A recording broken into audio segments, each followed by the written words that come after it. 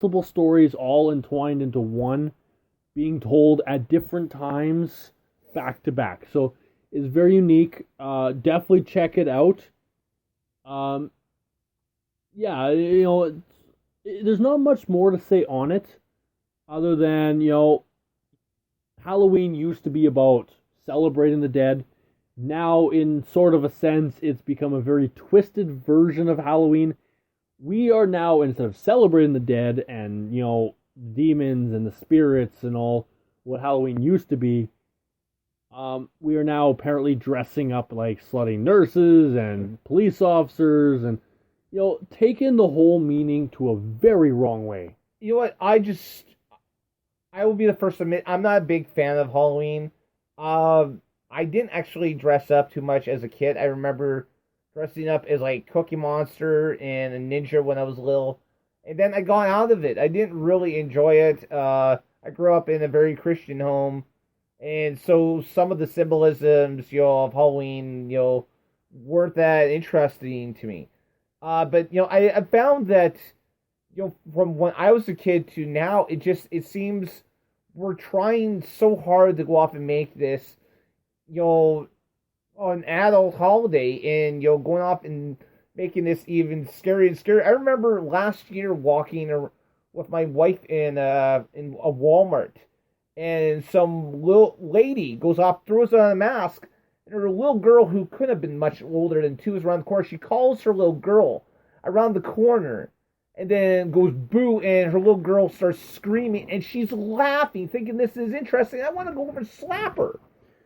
This is, I mean, to me, this is like, where's the fun in going off and scaring children? See, the what I find on Halloween, and I think not just Halloween, but every other day, is our kids no longer know what fear is.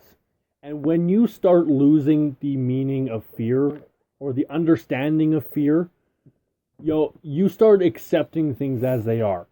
And sometimes it's not acceptable to accept them. You have to have that fear. Fear builds character. Fear builds who you are. If you don't fear something, then you're not understanding what the reality is. Well, there's nothing wrong with having those brief shots of fear, because fear brings on adrenaline, and it's amazing what you can do with adrenaline. But to live in fear is terrible. Well, and that's why Halloween is only one day a year. And again, though, this is a guy who's in his mid-30s with a 2-year-old son himself. I don't understand this aspect. I mean, it's part of the reason why I don't go off and watch a whole lot of horror movies, because the idea of going off and sitting there and enjoying being scared is a little it's always seemed a little bizarre to me. Yeah, and everybody has their preferences on different holidays, on movies, especially movies. And, even though this is a Halloween, show, I have to point out that, to all those horror buffs out there, don't knock the ones who watch, other movies, other genres. Someone has to. You can't have horror movies all the time, every day. It doesn't work. Eventually the storylines run out. We need those sappy comedy romantic thingamajigs. The thingamajigs. It's interesting because there's so many supposed horror movies that bleed over into other genres, and I remember going through a list just a couple of days ago, about horror movies, and I was like looking at them. This is a horror movie. Like, it listed Alien, which Alien to me was a horror movie. But also sci-fi. But it was a sci-fi movie. But then it added Predator, and to me, Predator was never. None of the Predator movies have really been a horror, movie to me. I think why they kind of consider Predator as a horror movie, was definitely the aspect of the killing, and the hunting down and stuff like that. But also when they did the crossover, Alien versus Predator, it really put them in the same genre. So if Alien was horror, then Predator has to be as well. And that kind of sucks how they do that, but unfortunately, that is Hollywood. Yeah. That is how they label things, and it used to be a point when certain, scenarios in a movie had to exist for it to be considered as a horror. Now it's anything that makes people scream in terror, which pretty much is everything about Justin Bieber. I would laugh, but I don't want to cough any more on air than I have to. Yeah, and definitely I really miss the old time horror movies like, Pet Shop of Horrors, Mimic, Hellraiser, Nightmare on Elm Street, Friday the 13th, Halloween. Well, it says my wife was telling me recently when I was sitting down and trying to come up with a list of some movies and the horror genre that went off and have affected me over the 30 some odd years I've been alive. And she went off and she kind of said, why is it that the horror movies from our generation that they've tried to remake aren't as good. And a lot of it has to do with what I said, with the kids don't know how to actually fear things anymore. They either A, feel too much fear, or B, feel nothing.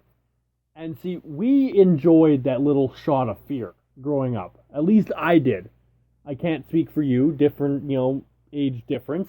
I don't think it has anything to do with age.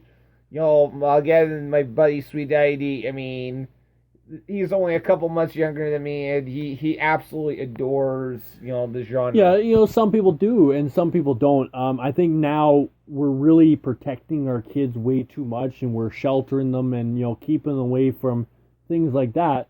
And I think it's really showing in their movie choices what they actually watch or what they're allowed to watch. Well, then, I don't know. I mean, I don't know, if I completely agree with that. And again, I'm going to go off and chase this down the horror because, I mean, there's so many, horror movies and, the Halloween, the decorations that you see available now, the costumes, these, I mean, this is, a day where they want, to go off and to scare. I mean, this is, to me, maybe I'm, a little, maybe I'm a little too geeky for all of this, but, it really feels like, that going off and, intentionally trying to scare people, especially children. I mean, it goes back to that. I mean, I have noticed in the last few years, I really openly decorate my house. I try very hard to make it definitely Halloween-y, very scary. I have noticed really a huge divide in kids. There are the kids who see everything and laugh at it, or there's ones who are so afraid to walk up the steps that they just continue going. And that's pretty much the divide. Growing up, I remember very vividly walking up to a house and there was what looked like a dummy sitting on a chair with a can of pop and a sign that said "Take one." And the moment you grab for it, the guy jumps up. And I remember every year wanting to go back to that house for that exact reason. I lived for that moment because of the adrenaline and, how exhilarating it felt that someone actually took the effort to do that. So many houses now you find on Halloween are dark. Their windows are closed. They're not handing out candy or anything else. I don't know if it's for the lack of caring about Halloween anymore or just the lack of desire to try. And I'm not really sure. I know, my wife and I traditionally we go off and we hand out candy. We could easily get over 100 kids in our neighborhood. But if you went to my parents' neighborhood or where my wife's parents live, if they see 10 kids, on Halloween, that's a pretty, good night for them. Yeah, and with the addition of malls doing Halloween stuff and, a lot of these other safe alternatives to trick-or-treating, the whole, putting the effort into Halloween has definitely changed and kind of dropped off. So, unfortunately, we have to end our Halloween show, and it's been a phenomenal show. A lot of reminiscing on it. Maybe not as structured as we could, but I kind of enjoy when we just kind of just go down the rabbit hole. I mean, I honestly think when it comes to Halloween, there is no structure. There is basically you talk about what comes to mind, and honestly, with Halloween, there's so many different types of movies that perfectly explain what Halloween means. And I reiterate this: you have to go see Trick or Treat. So it's Trick or Treat. It's worth watching. all right, and as we're wrapping up the show, I just for all the parents and kids out there, have yourselves a great Halloween. Stay safe. Always check your candy. Always go off, check your candy. If you get any apples, throw them out because fruit is bad for you. Yes, fruit is bad. You never know when that old ugly witch is around the corner trying to make you sleep. Yeah, exactly. So you can follow me on Twitter at RealCaptFizz, so at RealCaptainFizz, and I actually remembered it this time. Yeah, you did. Congratulations, everyone! Applaud! Woo!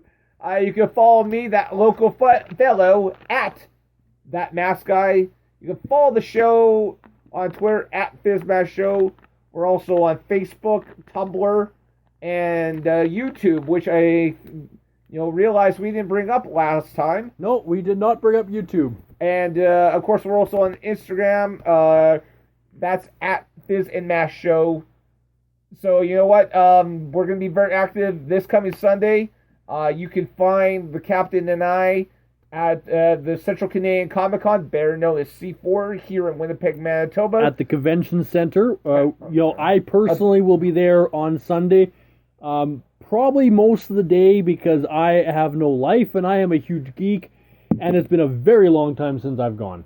Well, yeah, and I'll be there with my wife and son. You may see me with my mask. You may see me without my mask. I will be wearing my red Captain Fizz Mask Guy Show t-shirt. So if you see me, come up and say hi. We can definitely do a photo op if you're interested in doing that. Again, I'll be going off and posting as many pictures to both Facebook and to Instagram, which goes to Tumblr and Twitter as well, just to go off and to kind of advertise our appearances there. So you know what? Thanks for listening. Again, happy Halloween. So in the meantime and in between time, good night. God bless. Happy Halloween, and may the Force be with you. So I'm going to change up my end of show just because it's Halloween. Stay spooky, everybody. Have a good night. Good Happy night. Halloween. Happy Halloween.